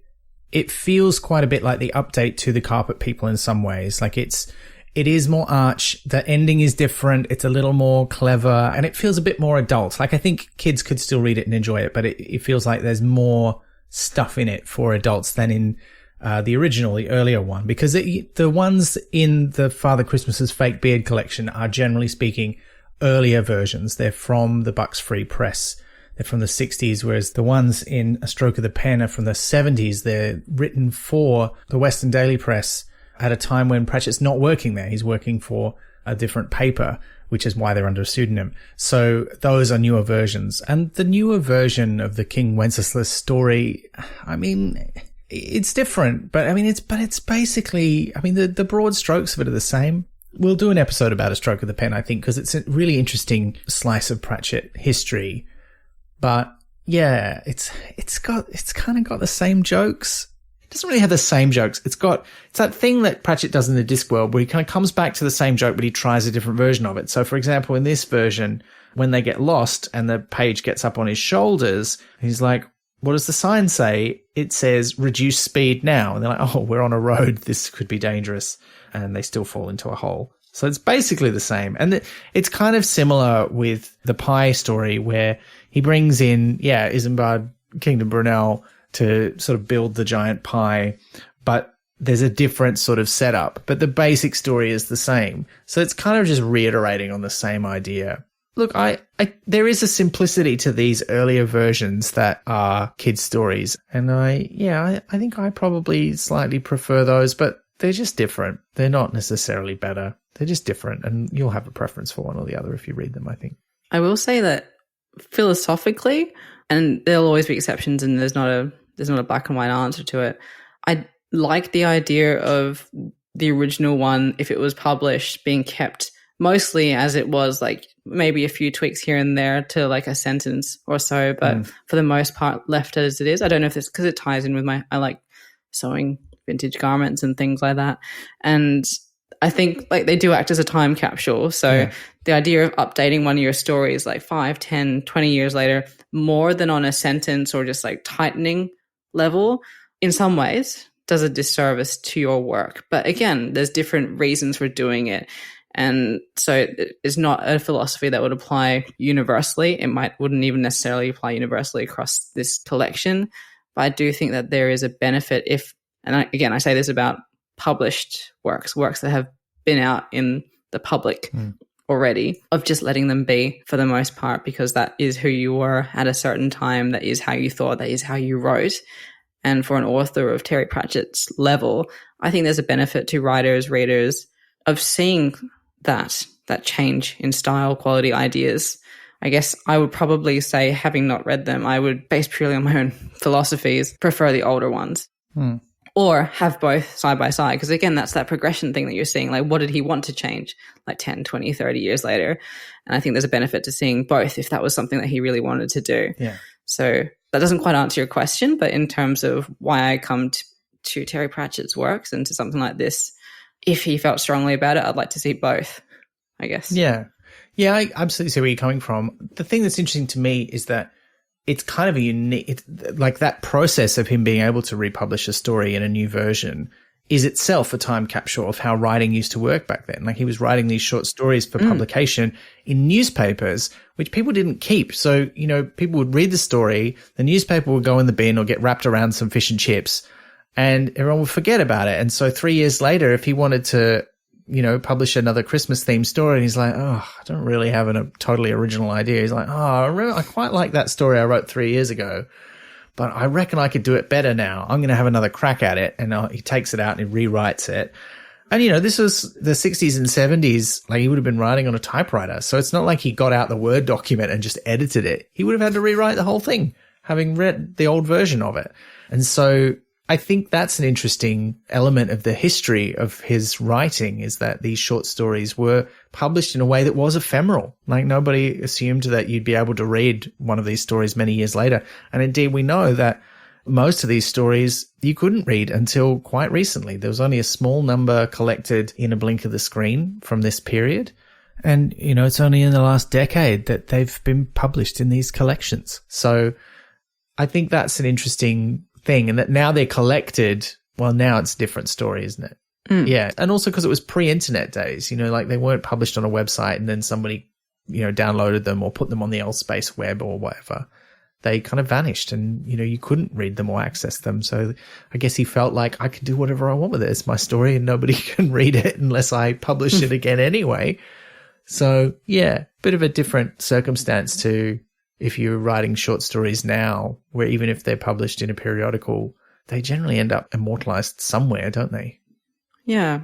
maybe I'm just being greedy for content. I would just love to see all of them, all the ones that he was happy to see published at any point in his career all together, because that is an interesting progression. Yeah. There don't seem to be many stories that he absolutely did not want to be reprinted. I think the significant one is like his second ever published story, which is Night Flyers, which we'll probably talk about at some point, because I think it is significant because it's basically the only story he ever wrote that wasn't comedy, certainly the only published one. And it's so different from his other stuff. I have read it. You can find it online. Like the science fiction magazine that was published in has been like, archived on the internet. We've posted a link to that before, but I'll put it in the episode notes. But we will cover it at some point. That's the only one that he seems to have refused to have reprinted because it doesn't appear in any of the collections. Whereas even his first published short story, which he complains about, and, he talks about in the introduction to it, like sticking his fingers in the ears and pretending he can't hear you reading it because he's embarrassed by it. He still put it in the book, like presumably wouldn't be there if he didn't want it to be there. But maybe he felt like as his first published story, he kind of had to include it. I don't know. Yeah, there's potentially a sense of that. It'd be good to know. Great question, like really good food for thought. Yeah. So we'll move on to our next question. Also a great question, very fun. And I'm not sure what my answer is going to be. Let's let you hear it first. So this one comes from Sven via Discord. Since it is the festive season, what dish can't be missing on a good Australian Christmas barbecue or whatever you folks do during the middle of the summer? Ooh, great question. Yeah. This is weird because, like it's changed for me since I've been vegetarian these last however many years. Almost about around the same amount of time as I've been doing the podcast, I think, actually. I think prawns, certainly in my lifetime, like when I was a kid growing up, I grew up in a prawn fishing town like that and oyster farming. So we'd always have fresh prawns at Christmas. Not least because when I was little, my granddad was still alive. He loved them. So that was a big, big thing for me. And I still think about that as a very Christmassy thing. But also the cold collation, like the collection of cold meats, which is not really the barbecue, but we never really did a barbecue for Christmas. That wasn't really our thing. So I don't really think of a barbecue as very Christmassy, although I know a lot of people do it. But yeah, the kind of collection of just heaps of cold food. And then the absurd desire to eat a Christmas lunch that includes like all the things that you would eat at a Christmas dinner in England, which is nonsense. Like, don't eat that in the middle of summer. It's too much food for starters. But I think for me, prawns and all the cold cheeses and rolled up bits of ham and all that kind of stuff. Even though most of that I don't eat anymore. Now it's all the finished foods. The deli putter, yeah. Yeah, but it's also all the finished foods now for me. That's what I think of as Christmassy. How about you?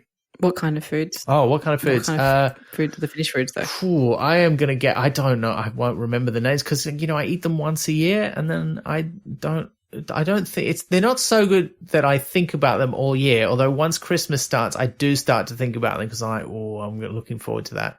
In fact, my partner always talks about Finnish cuisine as being famously bland and like they wish they'd seen a spice at some point.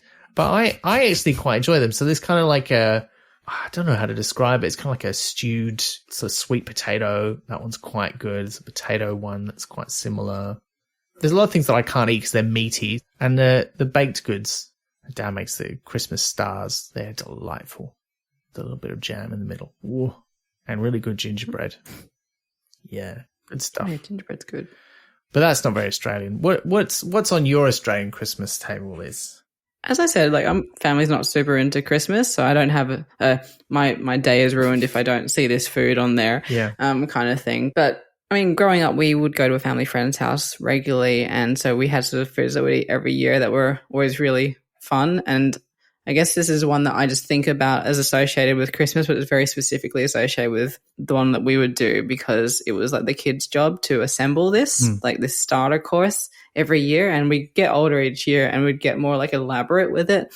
But basically it was a mango and avocado sort of dish, really. And you just sort of had to fan out the avocado and put the mango in a thing. And it was very simple, but we took a lot of pride in making it look nice and then also making it look silly depending on what level of teens we were at. And it's quite good on a hot day as well because they're all cold, which is great. So like mango and avocado surprisingly good together. I'll see if I can dig up a picture from somewhere. But another one for generally like this sort of time of year, as a very salad resistant person, I hate saying this, but various salads as well. I remember one time I was thinking, oh, wouldn't it be good to have like the ingredients of a sandwich, but without the bread, like at some point, because I was like, because sometimes there's too much food. And I was like, oh, that's a salad, isn't it? That's just a salad, a sandwich without the bread.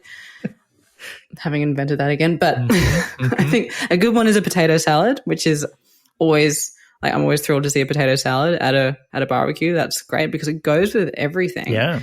And most people can eat, like, depending on what sort of dressing you put on it, like you can get a good vegan dressings for that too. So it is something that like usually most people can have. And there's also lots of like, and again, I'm loath to say this, fun and delicious salads that you can make. So because it is so hot, it is good to just have something leafy or cold that can go with the other things and sort of offset the lots of food or the lots of hot food you're eating as well. So there's a great one that is like spinach, pear, and feta, which is a really nice salad, like very simple but delicious. Yeah, I've had that. That's really good. Yeah. Greek salads, like, yeah. So I can't believe I'm saying this, but salads, various salads.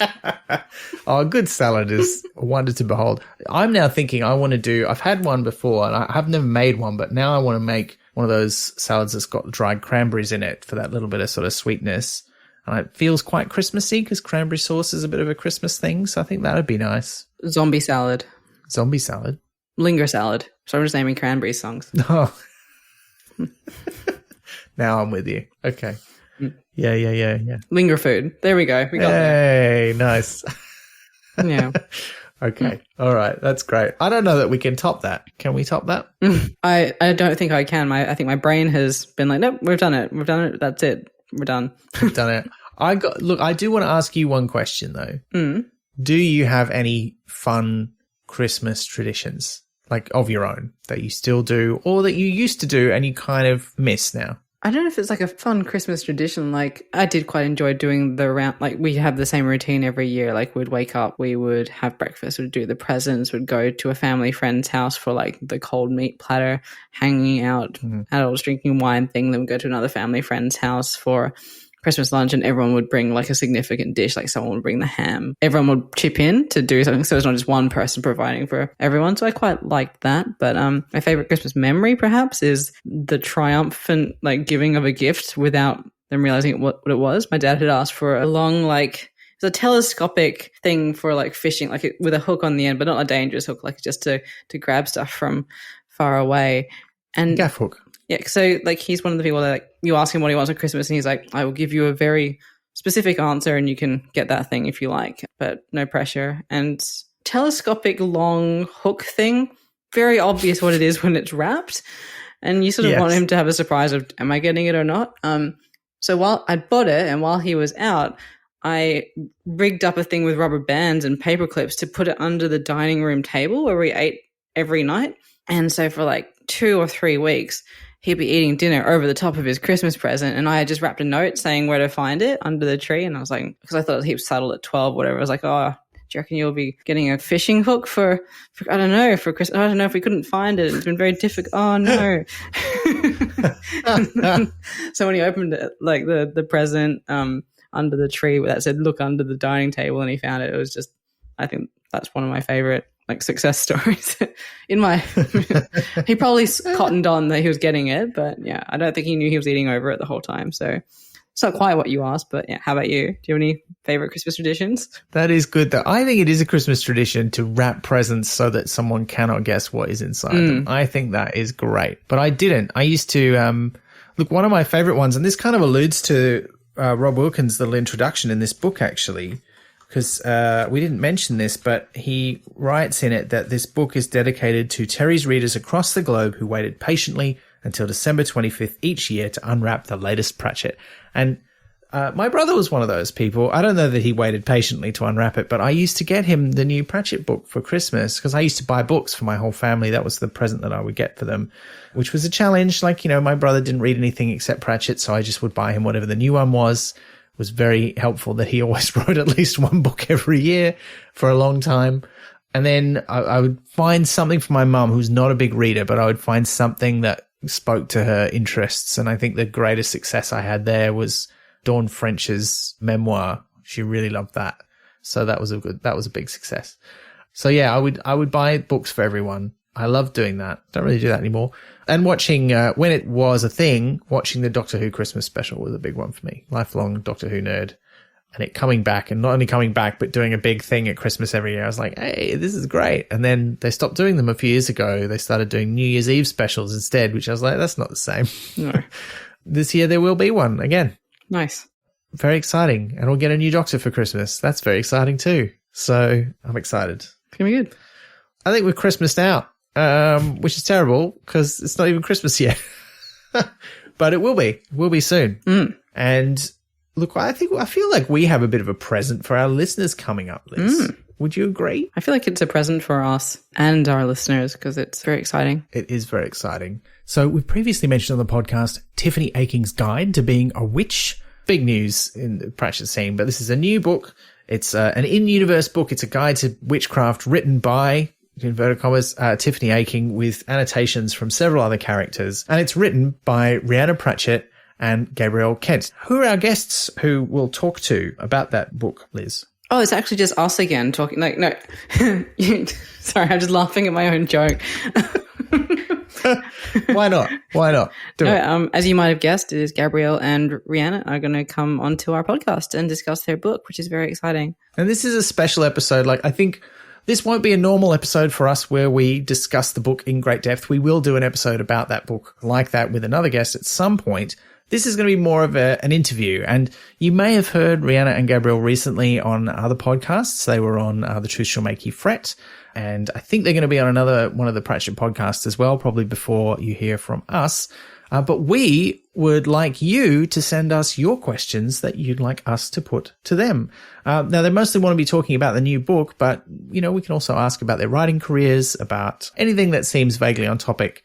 Do send in your questions. We would love to ask them for you. It'll be grand. Absolutely. So for questions, please use hashtag Pratchat74. Or you can email us, chat@pratchatpodcast.com. But whatever way you use, get your questions in real soon by the 15th of December, because that's when we'll be recording with Rhianna and Gabrielle. Can't wait. And thank you, of course, for not only sending in questions, but for listening to the show. As we say nearly every month, there's not really much point in us doing this show if you're not listening to it. So thank you very much. Thank you to all of you who support the show. If you want to support the show, you can do that by telling your friends about it. Or if you like, you can support us monetarily by going to our website, pratchatpodcast.com, and looking at the Support Us page, where you can subscribe for as little as $2 a month to get access to some bonus content. And as a little Christmas present, I have got a little backlog of some extra bonus bits. So subscribers, you'll be able to listen to those quite soon, I hope. But Liz, thanks for joining me. Oh, you're so welcome. Thank you for joining me. You're so welcome as well. And listener, until next time, prod you diddle-o! You've been listening to Pratchat, the monthly Terry Pratchett Book Club podcast with Pratchatters Elizabeth Flux and Ben McKenzie. That's me. Pratchat is produced and edited by me on the unceded land of the Wurundjeri and Woiwurrung peoples of the Kulin Nation. Our music is by David Ashton. You can find us on all the big social media platforms, but since they're at risk of being destroyed by rich weirdos, you can always listen to past episodes and support the production of new ones via pratchatpodcast.com.